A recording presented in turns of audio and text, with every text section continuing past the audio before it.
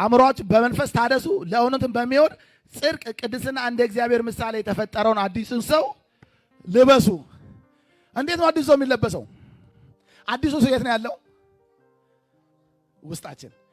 ታዲያ እንዴት ነው የሚለበሰው? ውስጥ ስለሆነ አይታይም። ውስጥ ስለሆነ አይታይም። ልብስ ደግሞ ይታያል አይደለ?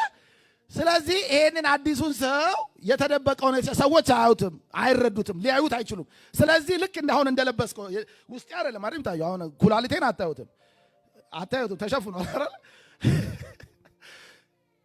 ውስጥ ነው መንፈስህ፣ ውስጥ ነው ያለው። ግን ዝም ብሎ ውስጤ ነው እያለ ውስጤ ነው ምናምን እያልክ እንድትኖር አይደለም። ውስጥ ልበሰው። አሁን አዲሱን ሰው ልበሰው፣ አሳየው፣ ወደ መታየት አምጣው፣ ግለጠው። እንዴት? አሁን እዚህ ተንትኖ መጽሐፉ ራሱ ነው የሚያብራራው። ተንተን አርጋ ስታት። ስለዚህ ውሸትን አስወግዳችሁ፣ አሮጌውን አስወግዱ ብሏል። ስለዚህ ውሸትን ስታስወግድ፣ ከዛ ደግሞ እርስ በርሳችሁ ብልቶችን እያንዳንዳችሁ ከባላንጆሮቻችሁ ጋር እውነትን ተነጋገሩ። አዲሱ ሰው እንዴት ነው የሚለበሰው? እውነት ስንነጋገር እናንተ ከወንድም ጋር እውነት ተነጋገር። እውነት ስትናገር አዲሱ ሰው ይታያል። እዚሁ ባህሩ እንዳለ እርሱ ነው የሚያወራው። እያንዳንዱ ከባልንጀራ እውነትን ተነጋገሩ። ተቆጡ፣ ኃጢአትም አታድርጉ። በቁጣችሁ ላይ ፀሐይ ግባ። ቁጣ አሪፍ ነው፣ ግን በጣም አትበሳጭ። አልፋ አትናገር።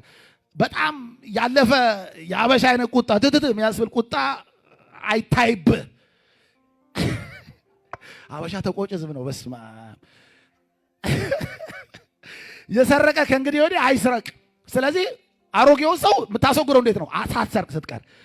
ነገር ግን በዚያ ፋንታ ለጎደለው የሚያካፍለው እንዲኖርለት በገዛ እጆቹ መልካም እየሰራ ይድከም። ስለዚህ እየሰራ ደግሞ ስታካፍል አዲሱ ሰው ለበስከው ማለት ታየ፣ ባህሪው ማለት ነው። አዲሱ ሰው ባህሪ የሚታየው የምታሳየው የሆነ የተለየ ማጂክ አይደለም። እነዚህ የተባሉትን ባህሪዎች ባህሪ ነው ብያቸዋለሁ። ገልጠ ስታሳየው፣ አንዳችን ለአንዳችን የምናሳየው መልካም ነው። የተቸገረውን ስትረዳ፣ እውነትን ስንነጋገር፣ ይሄ አዲሱ ባህሪ አዲሱ ሰው እየታየ ነው ማለት ነው። ይሄ ግን የሚሆነው ከመንፈስ ቅዱስ ጋር አብረህ ስታደርግ ነው። በመንፈስ ታደሱ። ለሚሰሙት ጸጋን ይሰጥ ዘንድ እንደሚያስፈልግ ለማነጽ የሚጠቅም ማናቸውም በጎ ቃል እንጂ ክፉ ቃል ካፋችሁ ከቶ አይውጣ። ስለዚህ መልካም ነገር ስንነጋገር አዲሱ ሰው እየታየ ነው።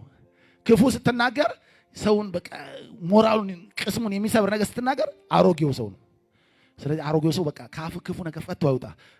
አእምሮ ላይ ይመጣል እኮ አንዳንዴ ዋጠው ዋጥ ክፉ ነገር አይበቃ ዋጠው። ጨርሻለሁ። ለቤዛም ቀን የታተማችሁ ቅዱሱን የእግዚአብሔር መንፈስ አታሳዝኑ። አሁን ይሄ ባህሪ አሮጌው ሲገለጥ መንፈስ ቅዱስ ያዝናል። ወንድምን በቃ በክፉ ቃል ስትናገረው ማን እንደሚያዝን ታውቃለህ? ውስጥ ያለው መንፈስ ቅዱስ። ሰውየውን ብቻ አይደለም የምታሳዝነው፣ መንፈስ ቅዱስ ውስጥ ያዝናል። ከዛ ለጸሎት አቅም አይኖርህም። መንፈስ ቅዱስ ያዝን ውስጥ ጸልይ አይልህም፣ ይደብርሃል። አፒታይት አይኖርህም። ቸርች ና አይልህም። ወንድምን ደውልለት፣ ለወንድምህ ጸልይ፣ ለወንድምህ እርዳው የሚል መንፈስ አይመጣልህም። መራራነት፣ ንዴትም፣ ቁጣም፣ ጩኸትም፣ መሳደንም ሁሉ ክፋትን ሁሉ ከእናንተ ዘንድ ይወገድ። ስለዚህ አሮጌውን ሰው አስወግድ።